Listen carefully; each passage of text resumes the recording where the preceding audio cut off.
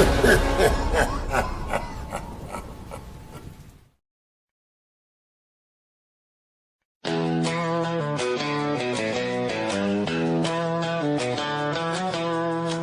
to the Indie Horror Junkie Podcast,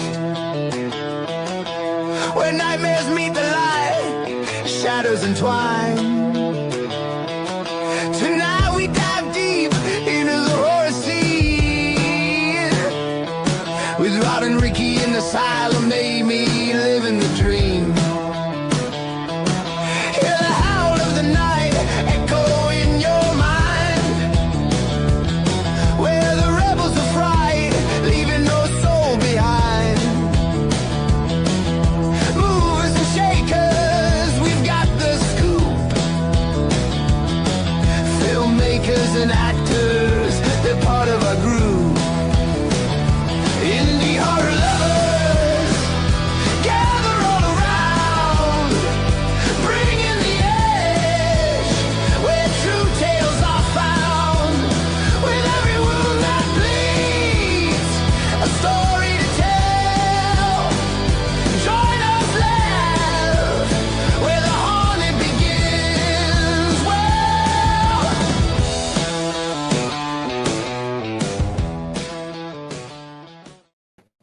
Hey, John.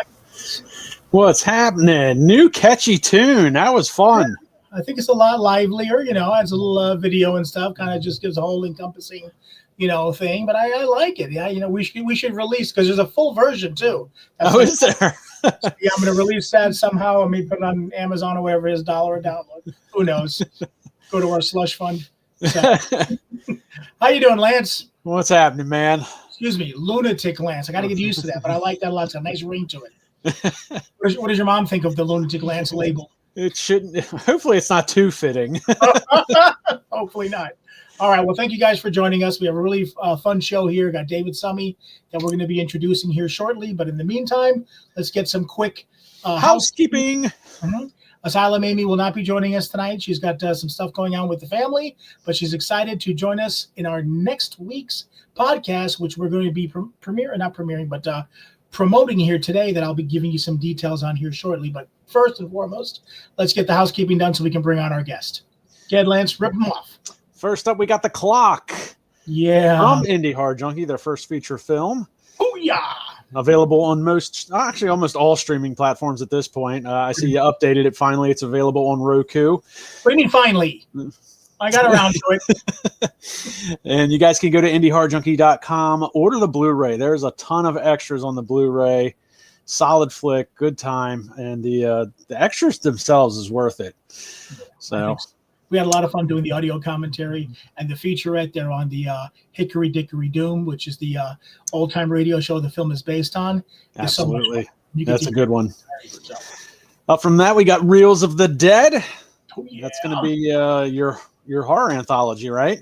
Yep, it's going to pick up where Nightmare Collection left off. It's a whole different anthology. It's coming from Amy and I, and we're really, really excited about it. Everything starts shooting in the beginning of 2026, and we are really, really excited about it. That's going to be a lot of fun. And then we need to bring up Tarot Cards, obviously. That good old app. Yep, that's one of our big sponsors. Tarot Cards are great.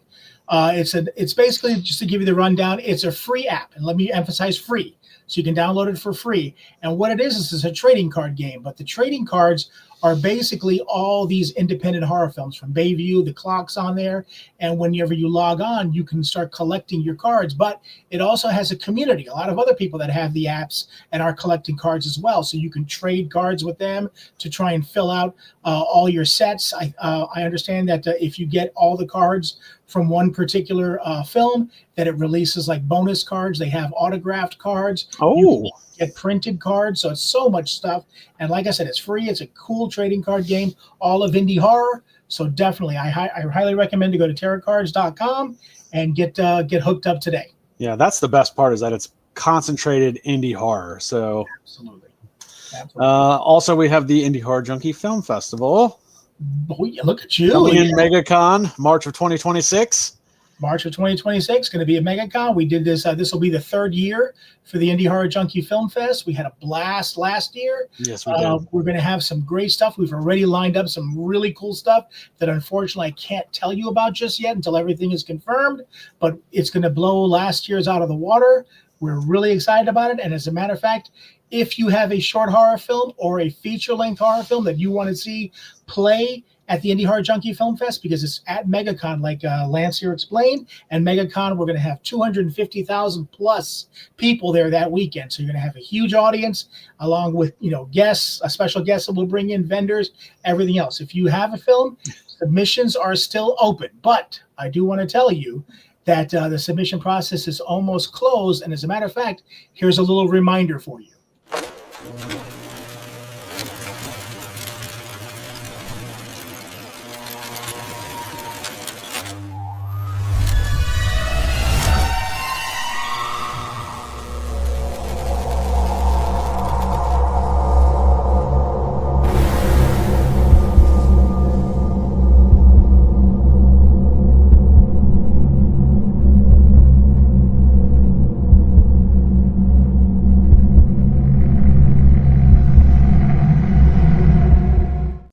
Yes. So once again, it's going to be at MegaCon. Definitely get your films into us. We have a huge selection process already going on right now with a lot of films, but we want to see yours. We're going to get the best possible films out there, fill that schedule up, and get as many people on board as we can. And we're really excited to bring that to you. Also, we have the Indie Horror Junkie magazine. Ooh. Issue 19 is still available. Eileen Dietz on the cover. Mm-hmm. And then we'll have issue 20 will be debuting on the 13th of November. We're going to reveal the cover for that on November 1st. So you're going to want to stay tuned for that. And we'll also, when do we find out about the next Indie Horror Hottie? on the first. On the first, you'll be getting a page like this, which will show you the cover. We'll also show you the info page, which will give you a sneak peek into some of the some of the articles that we'll have in the issue, as well as we'll show you and reveal who the Indie Horror Hottie is. For issue number 19, you can see there that we have some articles on the great Mother of Flies. That's from the Addams Family. Yes. We had it on the podcast here. Mother of Flies actually won Fantasia, and if I remember correctly, they said that was the first North American film ever to take home the top prize of Fantasia, and it is an epic, epic movie. You saw it yourself, didn't you, Lance? I saw it. I reviewed it. That's just impressive is the best word I can come up with. That everything that they did, it's just incredibly impressive. Yeah, I mean, I can't harp on them enough. They're like a one-man gang. I always tell everybody they're like a little family that's in a van down by the river, and they do everything. They write, they direct, they star in, they do all the music, they do all the editing, and it just sounds like they're there in their van for a weekend, and then they start pumping out Blu-rays. I don't know what it is, but it's amazing. They're unbelievable, and they're the sweetest, the nicest people, but the most hardest working independent filmmakers you could ever meet. Yeah, it's really impressive everything that they've done. So. Mm-hmm. What else we got here? We got the Nightmare Collection, Volume 1, 2, and 3 with Necro Nancy. What a great character Rick came up with. So thank you. Yeah, we had Krista Grotti as our Necro Nancy. We did the first one back in 2001, and then we took about 15 years off before we did the next one, Volume 2, which we brought Krista back and did that. And then in Volume 3, the essence of Necro Nancy went into a new body, but now she's looking to go home, back to Krista. So who knows what will happen in the future, or if Volume 3 is going to be the last one or not. We don't know. Right now, we've got Reels of the Dead picking up, but never keep a good demon down. So definitely, if you want all 3 volumes, they're on the IndieHorrorJunkie.com website. You can get them individually, or you can get the Unholy Trilogy for a discounted rate and get all 3. And I think we had a lot of fun with those. And then let's not forget Enigma Films. They're Here. Mm-hmm. They're Here, which is a short supernatural horror film that I am filming in December, and it will be available early 2026. And you never know, it may show up on one of our Blu-rays, like Reels of the Dead or something. Who knows? It'll be there, but it'll definitely be hitting the film festival circuit for sure. It's going to be about a 10-minute short horror film, so I'm really excited about that. And also, back to Nightmare Collection 3, we have our short film, The Turning. Yes. Just got accepted for the Lakeland Horror Film Festival, and T-Buff, which is the local Tampa Bay Underground Film Festival, just got accepted. Lakeland Horror Film Festival is actually next weekend. So it'll be screening over there. A bunch of us will be in attendance. And T-Buff, I believe, Lakeland, Florida? Say again? He's Lakeland, Florida? Yeah, Lakeland, Florida. Yeah. Oh, snap. And then T-Buff, I think, is going to be in January. I probably should have read the date before I came on here, but something like that. We'll let you know next week for sure. And I think that's about it, right? I believe so. I think that covers all the bases for now. All right, so let's go ahead and bring up. We don't have a trailer because David is a comic book artist and he doesn't have a trailer, but I did make this nice little image. So we'll bring this up to show you who we're going to be bringing on. His name is David Summey. He's a local comic book creator. He does a lot of horror comics. He did one for a friend of ours, Chris Lato, called Naked Cannibal Campers. I'm sure that title can tell you all of what it's about. I'm sure David will go into it here. He also has a really cool original comic called Return to Sender, which we're going to get into in depth. And if you notice there in the center, he did a prequel comic for a story that I wrote for our little Dr. Feargood, which will also be a short film, not the story, but Dr. Feargood will also be a short film that'll be on Reels of the Dead. So we'll try and include this as well into that package. So without further ado, let's bring him on. Hey, David. Hey, how you doing? What's happening, David? The magic of the podcast, bringing you in and out like that. Isn't it great? I just appeared. But now you're here. Yeah. So I'll let Lance do most of the talking here with you while I go ahead. Sure. I'll look through some of the comments that we already have rolling in. Well, let's start with David. Where did you come from? How did you get to doing these indie horror comics? I came from Florida, born and raised here in Florida, and I always loved comic books all my life, and I also loved horror. But good combination. Yeah, great combination. And I used to watch Creature Feature. I don't know if y'all are from Florida back in the day, but I go way back with Dr. Paul Barrow, so I loved comic books, and I drew superheroes. Oh, cool. About 5, and I drew all my life, but never started to actually do the business. And about 5 to 6 years ago, me and my daughter came up with this idea. I did a little quick sketch of this guy walking down the street carrying a bag and a gun, and with a cowboy hat. And she goes, "Hey, this guy got an idea." And I said, "Well, let me hear it." And we sat down and talked, and we created this kind of cool story called Return to Sender. And I'll have this right here, Return to Sender number 1. All right. Oh, very nice. So we created this cool idea of this traveler that delivers mail. And he goes around, and in our world, all the monsters, myths, and demons and creatures are all real, but they came from the United States. That's why it wasn't populated. So as time came, or as we started populating, bad things started happening because we started taking over their lands. And that's where you have whole towns disappear. You have, families disappear. And then what he does, he delivers the mail, and when he goes to this town, when bad things happen, he can't deliver the mail. That's why it's called Return to Sender, because something bad happened and that mail has to be returned. So he goes and finds out what the issue is and fixes it and moves to the next town. So it's kind of based, that's kind of a sum up of what kind of base of it is. But I never thought I would draw a horror comic book, or a Western comic book, believe it or not, because I'm into Batman, Superman. Don't get me wrong, I love horror movies. I mean, obviously, because here I am drawing vampires, werewolves, and it just went from me drawing this to I've had every creature in the world now.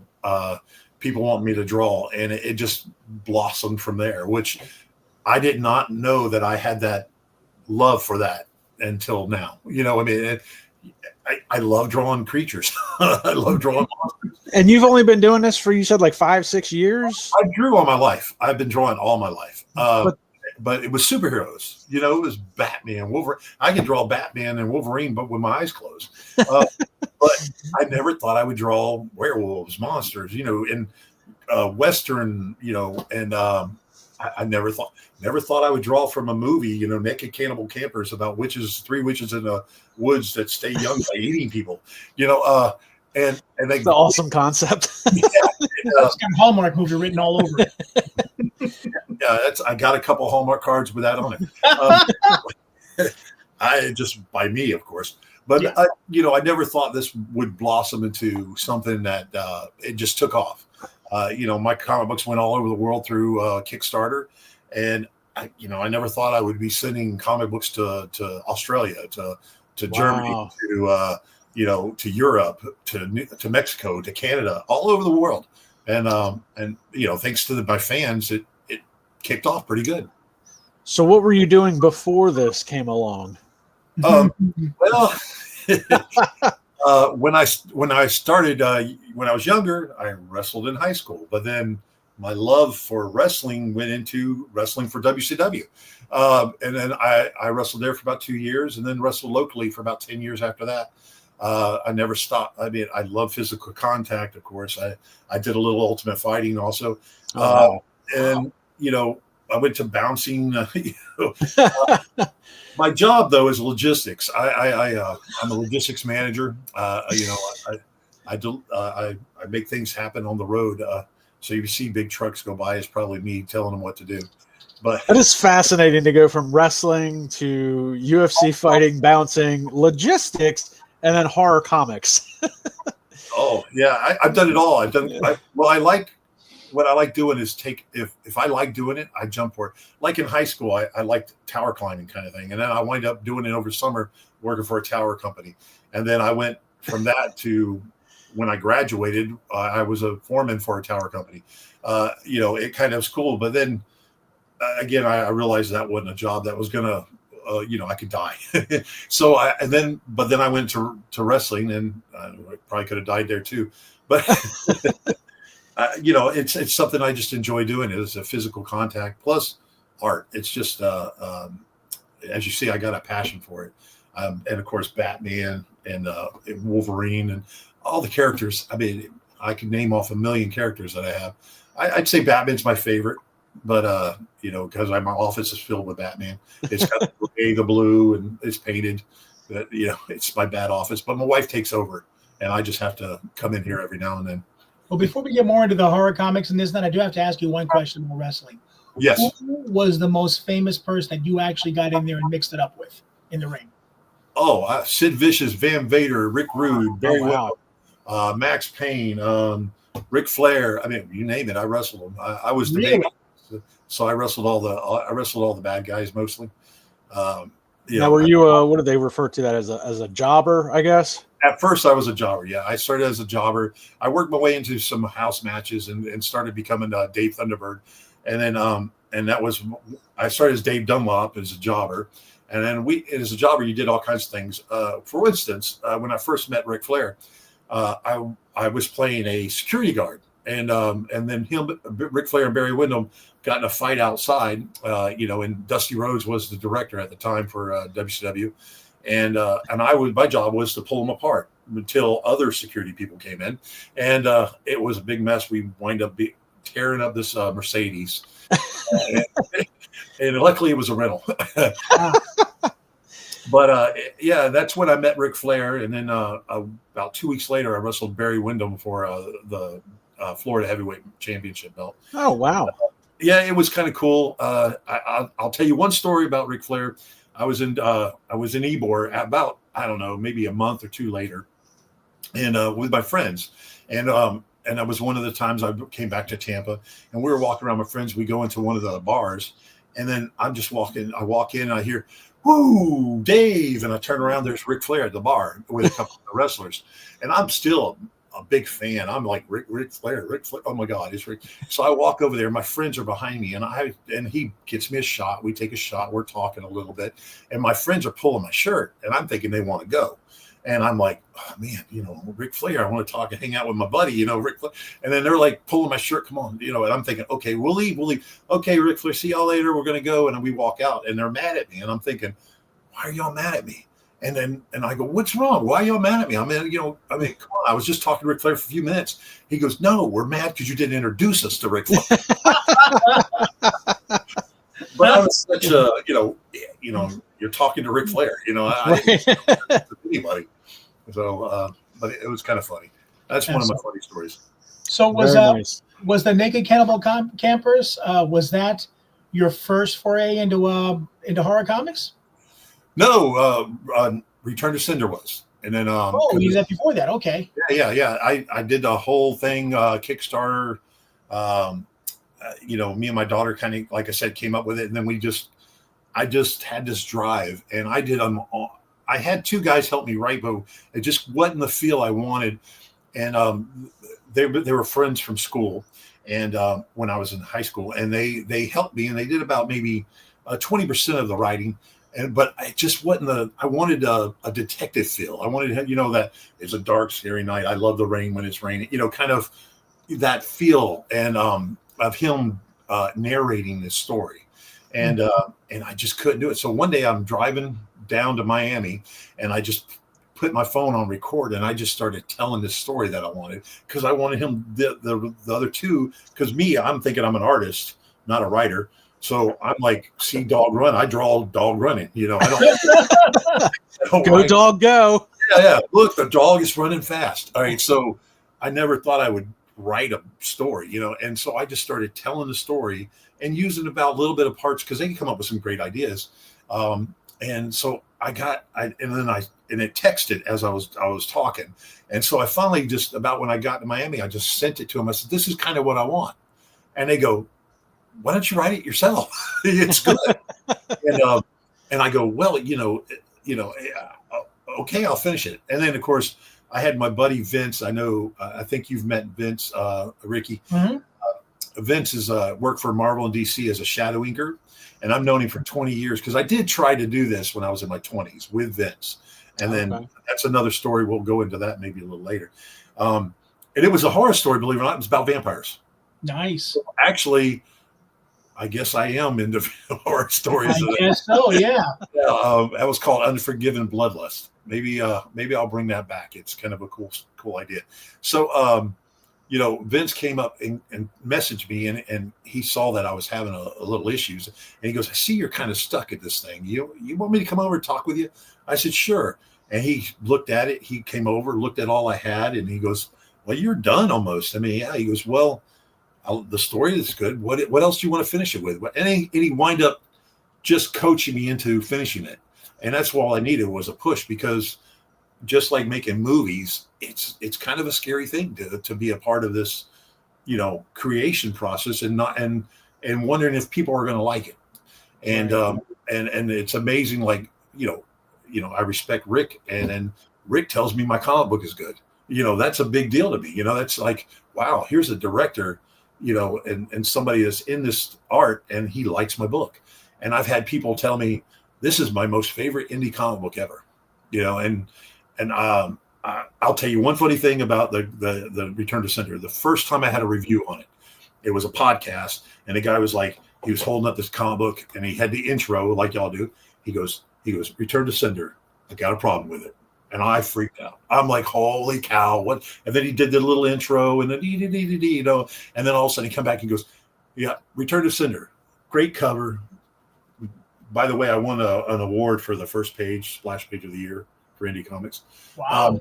Yeah. So, and he goes, beautiful artwork. The story's inviting. It's cool. It's about his version of a werewolf called a moon demon. And then he goes, and then at the he went through it and told all about it, but he was like kind of mad. He goes, now here's my problem with it. I don't have number 2. So from then on, I've had just a great showing. Everybody who's read it loves it and wants more. But my problem is I went to Naked Cannibal Campers, number 1. We got a contact from movie producers and Sean, and he goes, hey, I got an idea, and would like for you to maybe do a comic book for us. And he had another idea, another thing. And then Vince was going to help me out, because he helped me edit this book. And excuse me. So he come up and he goes, yeah, there's a couple movies, and he kind of said a couple things, and then he said Naked Cannibal Campers, and Vince goes, hold on, say that again. And we go, he goes, Naked Cannibal Campers, and I go, wow, okay. And then Vince goes, and I'm a big camper. I go camping. We got a big fifth wheel. I say camping. We go glamping. But we got a big fifth wheel. We like get out in the woods, and then we live luxury out in the woods. All right. So, but then this Naked Cannibal Camper thing came, and we watched the movie. And the movie, it's a B-rated horror, cheesy movie comedy. It's not really supposed to be a comedy, but it's kind of funny. And it's horror. And then we go, oh, it's got a good story. It's got a story there. And we can make it this and that. And then my mind started spinning. His mind started spinning. And then I drew one drawing. I wish I had the cover. I drew one drawing, and I took it to our meeting. And I said, this is the drawing. It was Suki. I don't know if y'all know. Is it Sushi? Yeah. Yeah. It was her in her character as the witch. She had green hair. And I drew that one. And they said, is that the artwork? And I said, yeah, I'm going to draw this, and this is what's going to be in the book. They go, whatever it is, I'm signing. So then we got a 5-year deal with them that we control the comic books. I can run it any way I want. And we just took off with it, and it did amazing in Kickstarter. We did better than Return to Sender, better than a lot of other things. It just was the name was catchy. Yeah, you can't argue with that name. It's definitely going to catch your attention. Right, it was hit. There's many times I go on podcasts and I'll say I did. I'm an artist. I'm a wrestler. I did Return to Sender. I did Naked Cannibal Campers, and they go, hold on, what was that? Let's go back to that. But and that's kind of like what my venture is. It's just I like it. I drew it, and through my whole life, like from wrestling to fighting to whatever. This is what I want to do, and I'm going to go do it. And that's how I've been all my life. Let me ask you a question, just to get right back to the Naked Cannibal Campers. Not that I'm, trying to do anything, but it's like listening to you talk about it and how you guys came up with that. With this, I've always wanted to know: is the story in the comic? Is it basically just a comic adaptation of the movie? Is it like a prequel story, or is it something totally different? I've never known. How we did was we took the movie Naked Cannibal Campers, right, and took it from a B-rated low budget movie, kept the campiness, put all the money into it because I could draw anything, and just made it this fun and we pushed towards the comedy. And you got the wizard, which is I can't think of his name right now. Jesus, I'm going to blank. But anyways, he's the comedic and the hero. So right. he learned all his. We took the story and we kind of twisted it into our story, and made it to where there's more depth to it. There was they were killing not only just to stay young, but they were going to bring back their priestess. So it's reimagining, basically. Yeah, so we're slowly reimagined to where I did signings with all the actresses and actors, and they were like, "Very cool, it's your movie." So, but again, it was the first movie was cool because it started it and moved it to where we took it to. Okay, that's a good plot. Let's make it this bigger. Let's make this bigger. Let's make more magic. Let's make more, because you didn't have the budget. I think they did a little sprinkle here, a little sprinkle there, and so we took it to where it was kind of, oh wow, they're shooting fires from their hand. They're doing this. They're doing that. They're having magic battles, and then you have the wizard, which he's not really powerful, but they think he's powerful. Like one time they were fighting and all three jumped in and he couldn't fight them all. So he threw smoke bombs down. They thought he conjured smoke, and then he hid in the bushes. Well, they did a far concentration to where they can see if he was far away, and they couldn't find him, but yet he's hiding in the bushes right around the corner. So, so they thought he was really powerful. He must have teleported out of their powers, out of far away to where they couldn't see him. Nice. So it's yeah, and we made it kind of funny. We brought in all kinds of movie quotes and just something that everybody would have a fun reading. And again, we got everybody who's read it loves it. And then and that's kind of what I make. I make something that I want to read. I want to draw. If I don't want to draw it, I don't want to do it. Right. And speaking of that, let's go into something I really love doing. Sure. Something that Ricky wrote. And if you want to tell a little bit about that, Ricky, and then All right, let's go ahead and bring up a picture I got here. Look at that. Good old Dr. Feargood. Feargood, yep. I came up with a prequel story for our Feargood character. And of course, I approached David, and David loved it, and he made some incredible artwork, put a whole comic together. What is the status of this comic, by the way? Well, we're going to go with whatever you want to do. We got 8 pages. If you want to go further with it, we can make it the prequel to a new story, whatever you want to do. 20 pages is a comic book. So if you want to bring it to the future, like you were talking about, we can finish the comic book and make a comic book and bring it out and put it on Kickstarter and it'll go all over the world. I guarantee you that'll go, that's definitely what we're going to do. We'll talk about it once we get offline and stuff like that. Over the next couple of days or whatever it is. But we want to do that because, as we explained in the when we were doing the housekeeping, we're getting ready to do our Reels of the Dead anthology at the beginning of the year, and that's going to have a wraparound story that'll be from Indie Horror Junkie, and then it's going to include 3 short films that will tie into that wraparound story.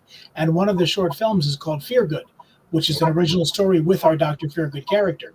So our plan is to have this comic ready so we can include it on the Blu-ray or include it with the Blu-ray or some kind of package deal. But I definitely want to talk to you about putting a Kickstarter together so we can get it all over the world. I think that would be fantastic.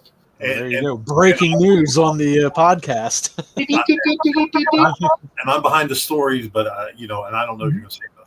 I kind of read the pre-script. All right, so I'm pretty excited.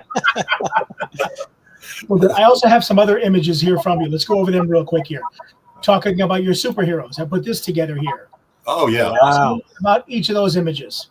Yeah. So the Crow I just finished for, that I'm going to have that at MegaCon unless someone buys it, because usually things might go pretty quick. But I have prints of everything too, but I'm going to get that. Actually, I was going to color it, but I'm going to get that professionally colored and make prints of that.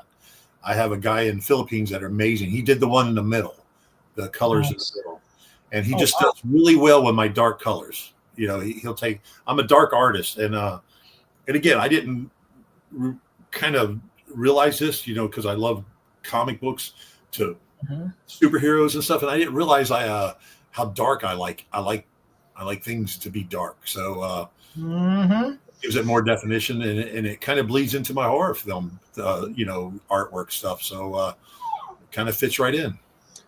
And tell us just throwing it out there. I'm a huge fan of the Joker. Okay. I have some.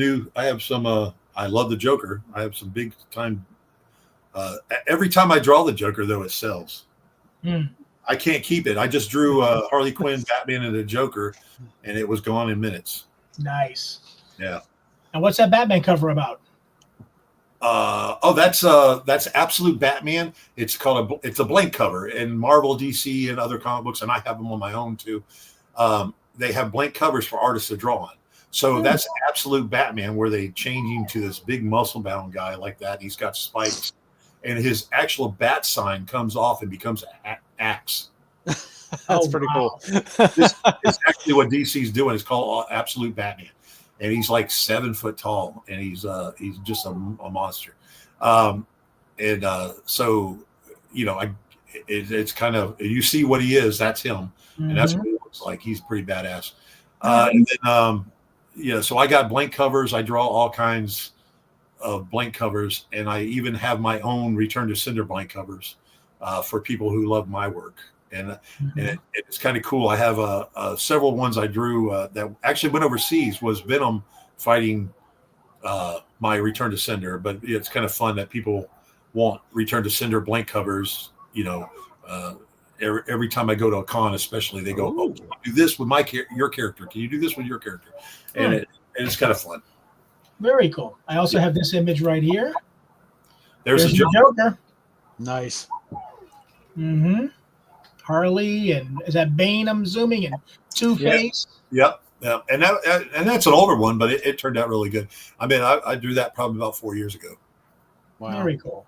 And then let's get back to the task at hand here. There's two different covers for Return to Cinder, right?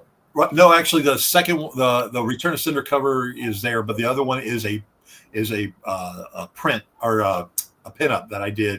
It was given away at the Kickstarter. Oh, nice. I know that at MegaCon you had copies where you had him holding like a little wanted poster. and people can get their face put on it. Yeah, I got my face on there. Yeah. That's right. I remember that actually. And I know Graham bought a comic from you like on day one that we were there and was just like completely enamored by it. Like he wouldn't let that thing go the whole weekend. Oh yeah. And Graham loved that comic. And it's such an honor to have someone like it that much. You know, it's to put yourself out there and people just want it. You know, it sells.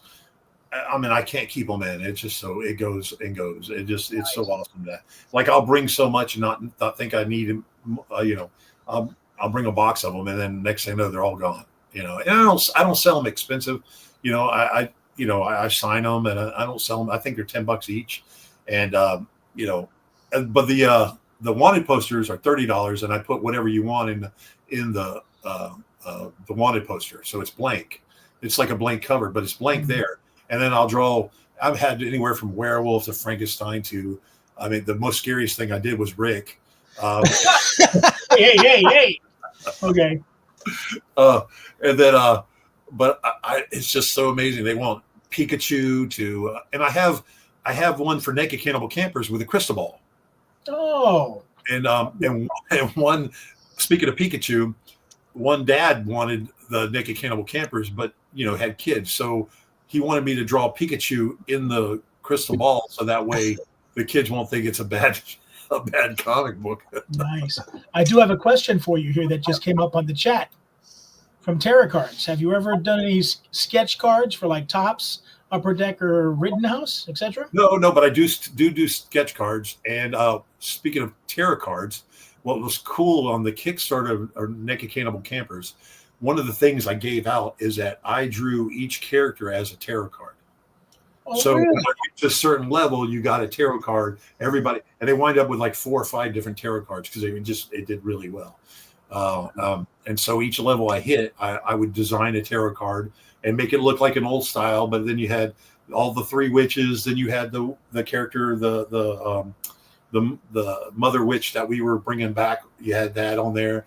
And so it was kind of cool that I did actual tarot cards, and then again, something I never thought I would do. So it's kind of awesome. Well, tarot cards, limited edition, Dave Summey's drawing. You never know. Yeah. Tarot cards, no. There was like maybe 100 made that, not 100, about 100 made of each. That was it. All right, maybe we can do some kind of a special selection of cards, tarot cards here with David and Dr. Feargood or something along those lines. That would be really cool. Oh but yeah. I have to ask you. You mentioned it earlier, and you talked about this vampire series that you did and that you were looking at possibly going back to, because vampires are very, very big with this guy right here. Really? I'd like to know a little bit about that. Can you tell me a little bit more about that, or do you want to? Yeah, I could definitely tell you. Okay, and it was kind of a cool idea. It was called Unforgiven Bloodlust, and the way it was, reason why it was called that is vampires wasn't, in my world, wasn't a demon or anything. They were like almost like mutants. They were actually born, but they live a long time, and each vampire would drink blood differently. And the reason why it's called Unforgiven Bloodlust, because if you drink too much, you would go into a bloodlust. And they wasn't like crosses and spiritual, holy water didn't hurt them. It was that how I had one vampire say, it was just, you just hit an atheist vampire on a bad day. If he went, at a cross. So it was based on the future. World War III already happened. And the 2 characters I had was, one had the issue of bloodlust, and he was the vicious one. But what kept him in line was the love of it for his wife, which was more of a peaceful kind of vampire. And what they do, they were captured in World War II and was tested on, but they still thought they were bad. So they had a priest that would come in and bless the area and try to keep the evilness away. And what happened was he realized that they were good. They wasn't evil. And so he pulled them out of there and escaped with them. And then they live in the church now. And then the evil, the man vampire, he would fight his demons because he wants to kill all the time. He wants to, if someone pisses him off, he wants to kill him. And so he would actually, the priest would keep him in line also by, telling. And then it was also unforgiven because the priest was fighting his Christian beliefs, because how could these creatures exist if God exists?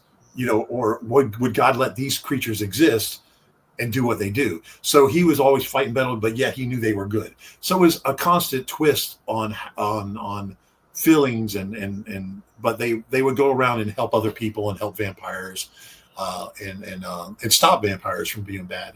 And it was in the future, so you had other things too. You could go in and fight the military. You could fight like the reason why I went to the future, and after World War III, there's some that had, there was desolate areas where creatures would be there too. So I kind of made it where the world would be an open book, to where you could do any story you wanted, and it would be okay, I believe it, kind of thing. Mm-hmm.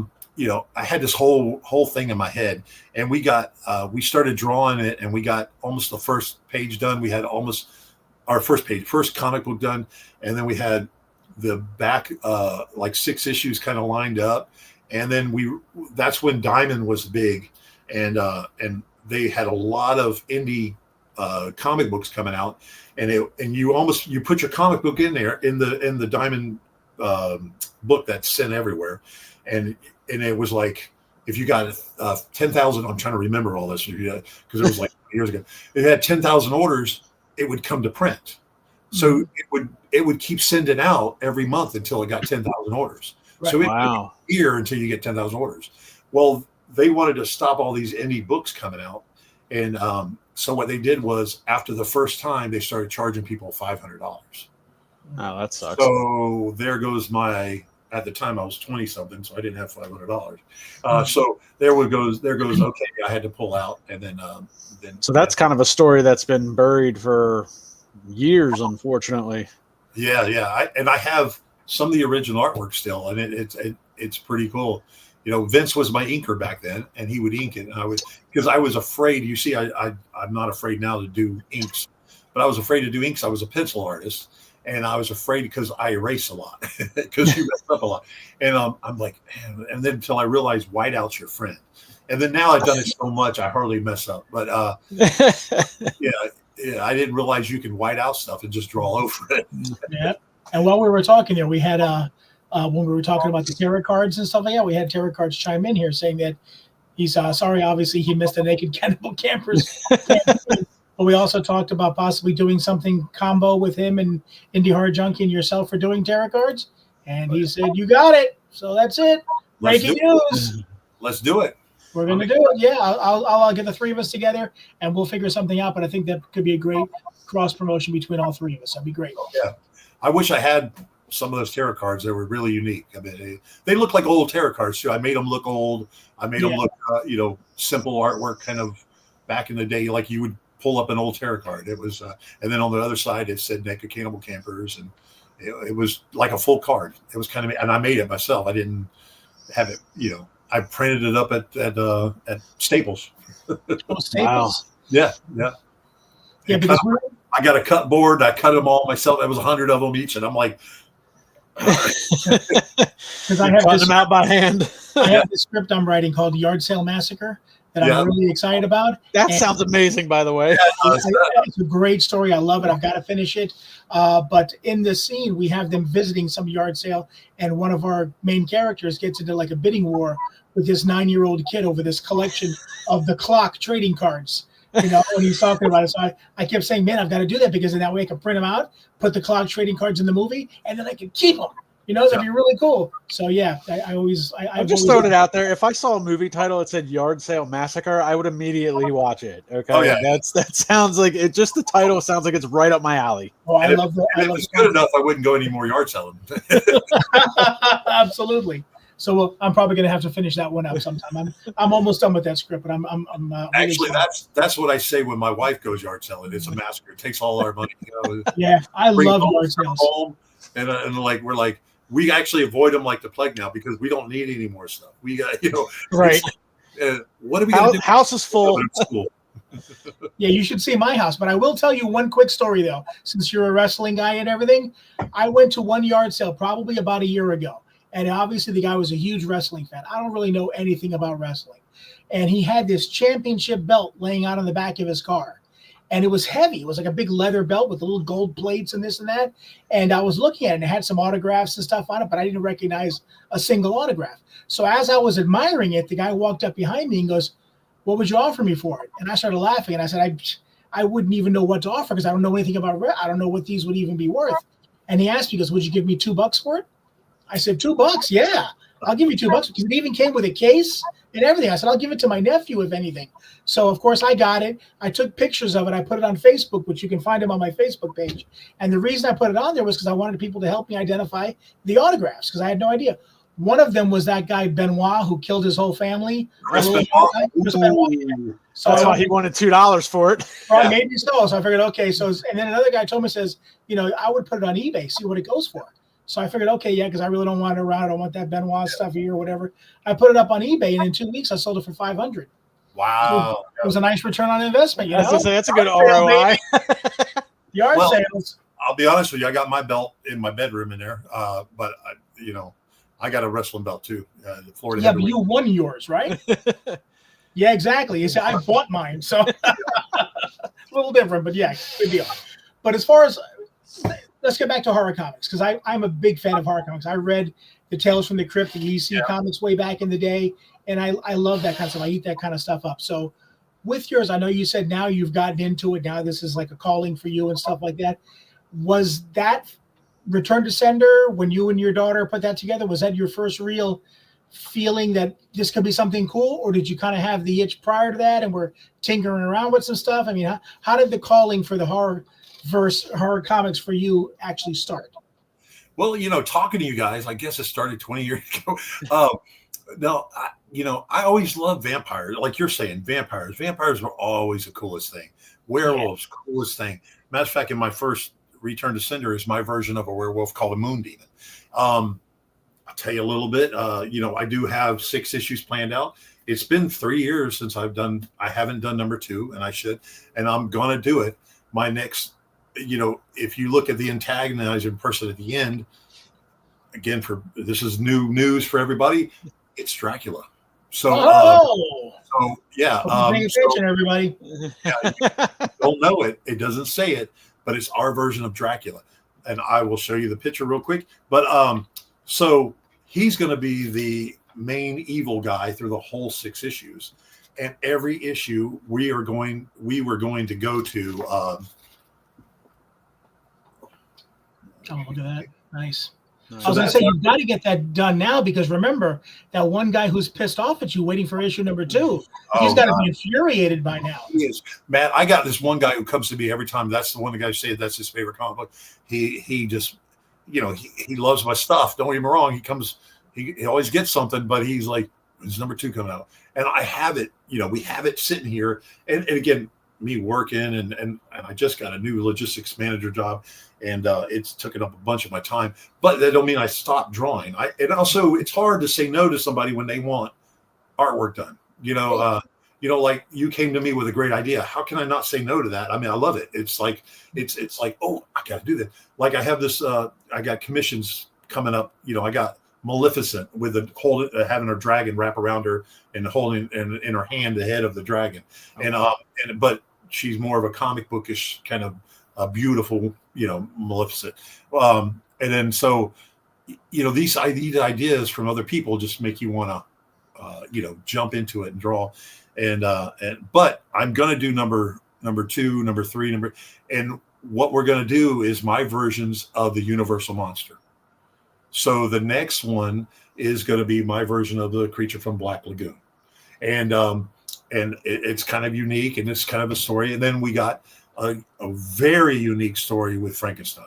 I'm not going to say a little about that, but actually we've had plans on taking that to its own level because it was so cool that we come up with it and I drew it out. The Mummy, we got our own version of that. But everything, what I'm doing is I'm taking all these stories and myths and I'm making it, just swapping them, changing things, making it really weird. Like if you read Return to Cinder 2, you have fairies at the end. I made them look ugly and monstrous.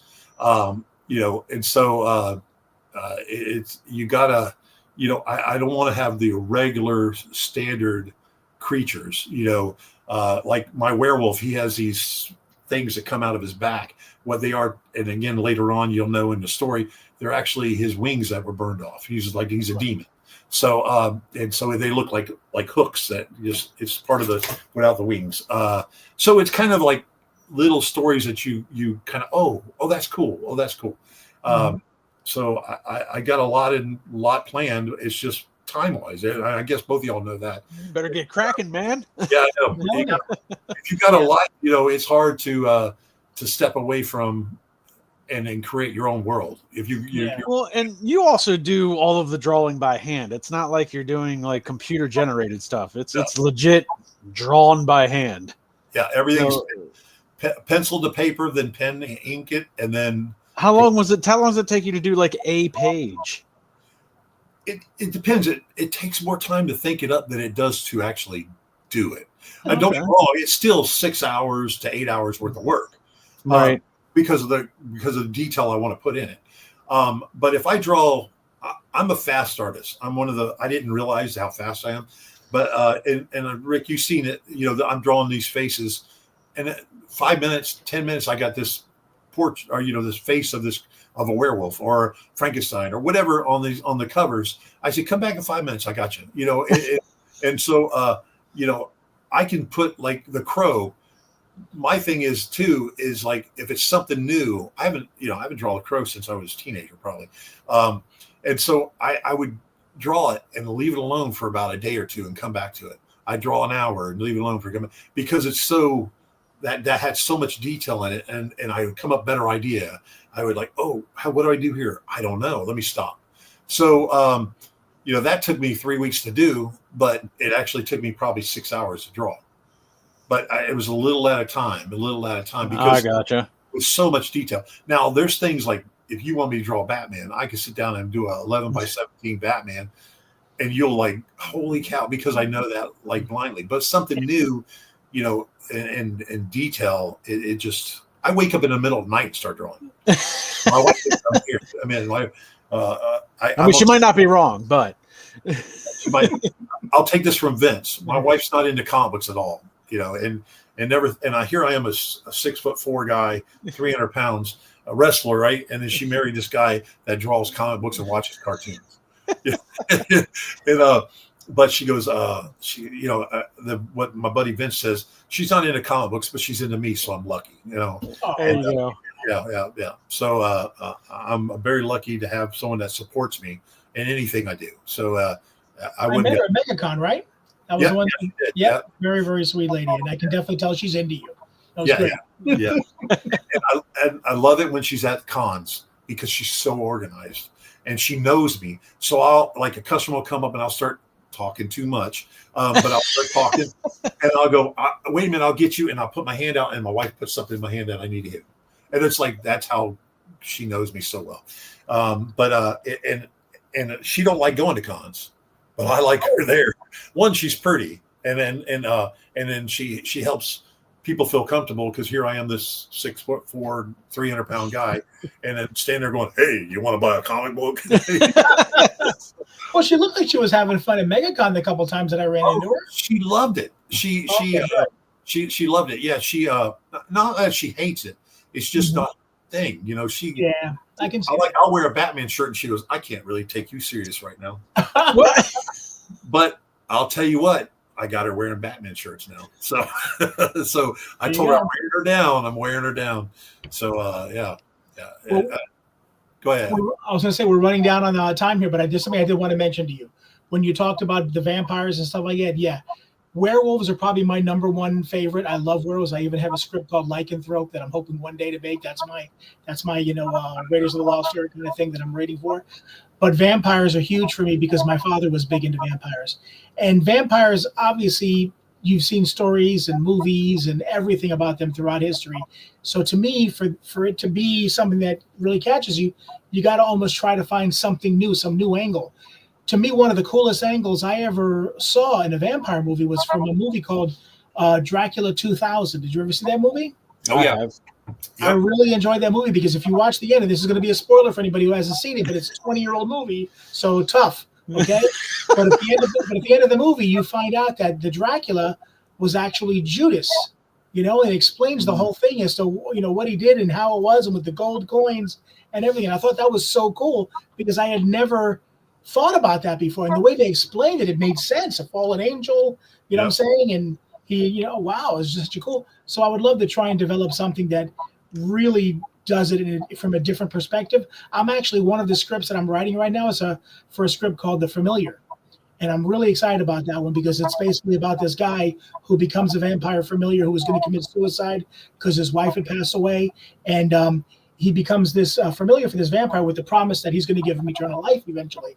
But then nothing ever happens, and the vampire is really abusive and just using him. And then the guy, during his travels, finds another woman and begins, for the first time since his wife, starts to fall in love. And now he realizes that now she's in danger because she's putting that whole situation in danger. So he's got to battle this vampire, whatever it is, to protect this woman that he loves. So I really like the concept. I've already started writing and stuff.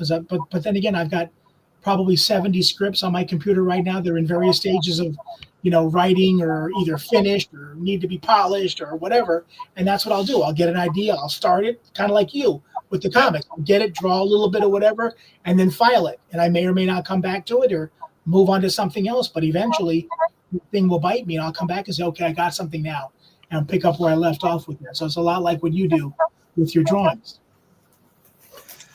I'll show you. Here's another. Wow. Pin and Daredevil, right? Yeah. Look at that. I got a Batman. I'll show you real quick.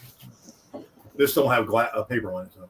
Oh, yeah. I got a friend of mine, Mike Moore, who is a Batman fanatic. I'll have to send him this one. Yeah. Yes, Dean hit it right here. Rick never sleeps.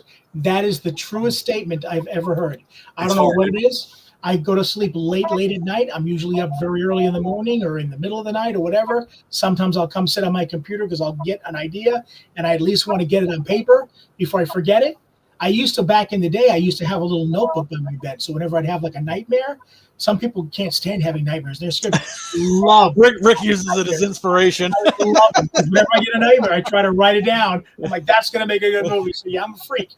No, you're not, because you know what I do? I got a little at work. I got a little notepad. Instead of writing notes on it, I do quick sketches that come in my head. And at night, I'll wake up in the middle of the night and I drew this one Joker that was holding the head of Batman. And it was like, and he looked sounds like it's right up my alley. Yeah, it's like a drug out Joker. So nice. I guess it's people like us that does this. It just, I wake up and I sometimes I can't sleep. My mind's just thinking. I got nothing. I am talentless. Oh, stop. You're a great movie reviewer. You're a fun guy to have around. You're a good podcaster.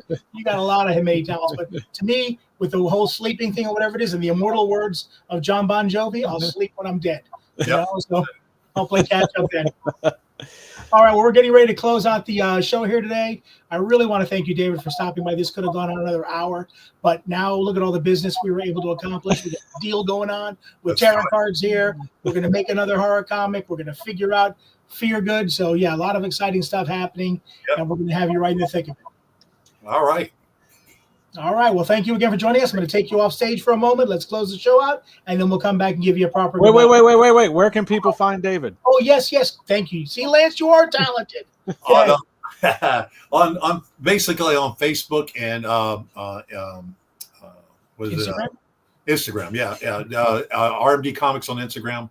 Facebook is David Summey, RMD Comics, Return to Sender, all that stuff. I have a Facebook for each one, but if you really want to go to David Summey, that'll lead you to everywhere else too on Facebook. But RMD Comics, I'm on Instagram. So yeah, Awesome. just come see what I got. It's kind of fun. Absolutely. And we'll Looking have forward to it. on again. So thank you again for joining us. We'll chat with you in just a minute, okay? All right. Thank you, Lance. I would have forgot all about that. And everybody's like, where the heck do we find this guy? So I appreciate that. Just say, there's probably a lot of people like, hey, can you draw me this? Exactly. Well, real quick, before we're getting ready to close out the show, I do want to go ahead and pimp our next episode. Because our next episode is going to be October 29th. That's going to be our very special Halloween episode. Okay? So you're going to join us. We're going to have Lance. We would like you to join us as well. It'll be myself, Asylum Amy, and Lance. We're going to have some spooky stuff going on. We're going to have special guests that I'm going to show you here in a minute.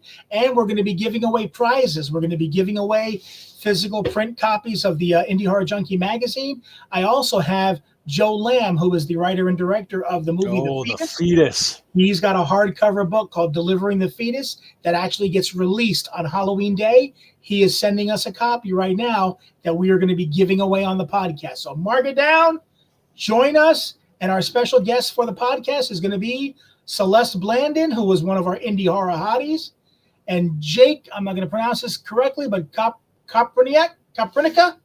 Hopefully I don't get, He'll correct us. Yes, I'm sure they'll correct us, but they're going to be our special guests for the Halloween episode. So make sure you join us next Wednesday, October 29th at 8 p.m. We're going to be giving away goodies, special guests, and everything. So for everybody, thank you very much for joining us, and we'll see you next Wednesday.